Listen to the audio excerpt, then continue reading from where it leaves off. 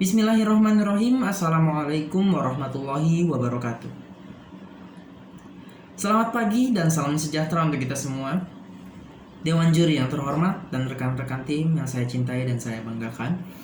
Pada kesempatan debat kali ini saya akan mendakapi argumen dari tim afirmasi dengan mosi kurikulum pendidikan di negara kepulauan agraris dan maritim harus tetap memiliki mata pelajaran yang sama di setiap daerahnya. Saya ulangi sekali lagi, mosinya adalah kurikulum pendidikan di negara kepulauan agraris dan maritim harus tetap memiliki mata pelajaran yang sama di setiap daerahnya. Perlu kita ketahui formasi negara Indonesia sebagai negara maritim.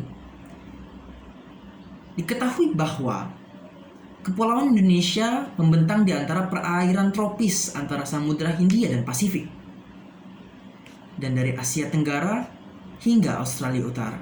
Hal ini tidak mengherankan jika Indonesia dijuluki sebagai negara kepulauan terluas di dunia. Kepulauan Indonesia memiliki luas tanah pulau-pulau sekitar 1,90 juta kilometer persegi. Wilayah laut, pedalaman, dan laut teritorial 12 mil seluas 3,1 juta kilometer persegi. Dan wilayah zona ekonomi eksklusif teritorial 200 mil seluas 2,7 km persegi. Indonesia memiliki garis pantai sepanjang sekitar 81.000 km, sehingga merupakan negara yang memiliki garis pantai tropis terpanjang di dunia.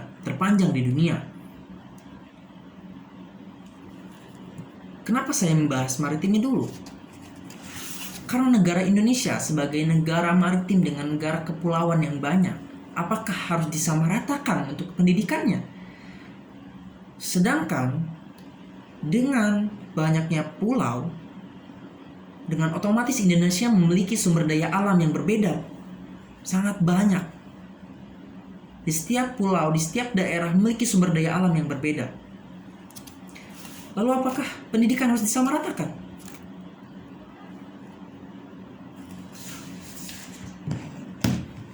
Jika seperti itu, maka potensi sumber daya alam di Indonesia akan seperti itu saja. Akan dikuasai oleh warga negara asing. Potensi sumber daya alam banyak sekali. Seperti di Pulau Sumatera dengan minyak buminya, Pulau Jawa atau Bali dengan batu baranya, Pulau Kalimantan dengan bauksitnya, dan masih banyak lagi. Dan apakah sumber daya alam tersebut akan didiamkan saja dan akan diolah oleh orang-orang luar, bukan negara kita sendiri yang mengolah? Oleh karena itu, pendidikan di Indonesia harus mencantumkan di setiap daerahnya hal yang baru. Bukan hanya itu saja, hanya matematika, fisika, kimia, biologi. Itu mungkin ada semua di setiap daerah. Cuman ada hal yang harus dilebihkan. Di setiap daerah memiliki yang namanya pendidikan berbeda. Bukan hanya bahasanya saja, namun sumber daya alam.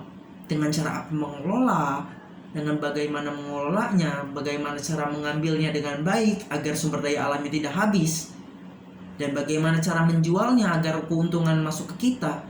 Banyak hal bisa dipelajari. Namun, jika tidak dipelajari, seperti yang dikatakan Sultan Hamengkubuwono X pada tahun 2009 pada tanggal 22 Februari yang mengatakan pendidikan itu bukan direformasi tapi direstorasi.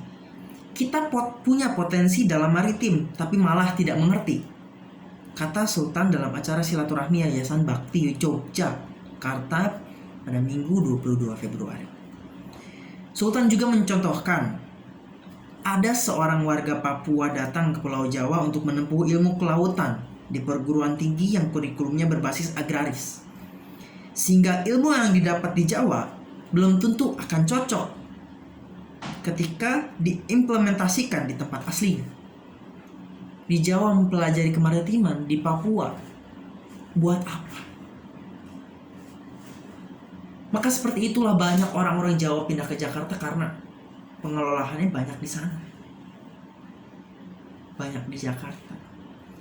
kita sekolah S1, S2 mempelajari hal itu di negara itu, di daerah itu, ujung-ujungnya ke situ.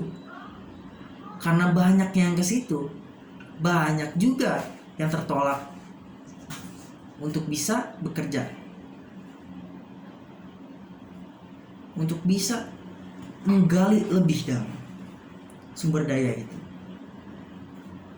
Banyak warga asing yang masuk karena sedikit warga Indonesia yang mati. Yang di daerah Papua, di daerah Sumatera, di daerah Kalimantan itu sangat sekali sedikit. Seperti dalam Undang-Undang Kurikulum ayat 2.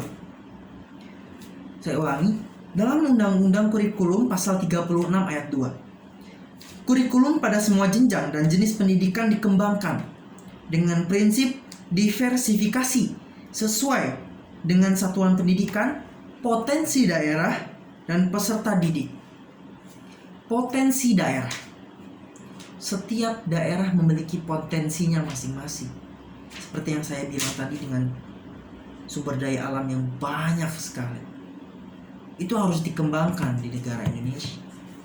Di setiap pendidikannya harus ditambah satu lagi setiap pendidikannya.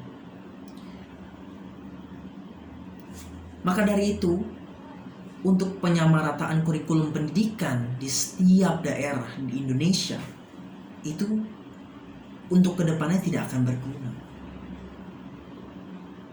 tidak akan memajukan Indonesia. Kenapa? Karena potensi sumber daya alam di Indonesia akan tidak terolah dengan baik dan benar, karena setiap daerah tidak mempelajari, hanya di daerah-daerah tertentu untuk mempelajarinya, dan sedikit.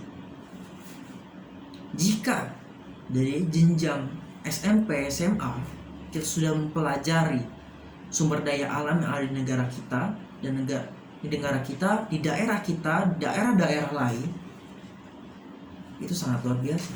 Dan perdalam sumber daya yang ada di daerah kita, itu sangat luar biasa. Sumber daya alam akan